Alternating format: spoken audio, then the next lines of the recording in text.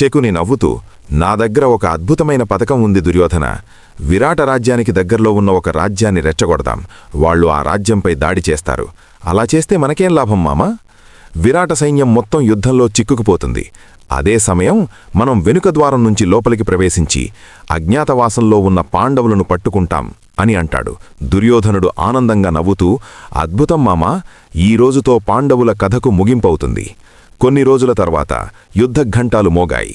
విరాట రాజ్యం సరిహద్దుల్లో ఘోర సంగ్రామం మొదలైంది. కత్తుల ఢమరుక శబ్దం, రథాల గర్జన, ఏనుగుల అరుపులు అన్నీ కలిసిపోయాయి.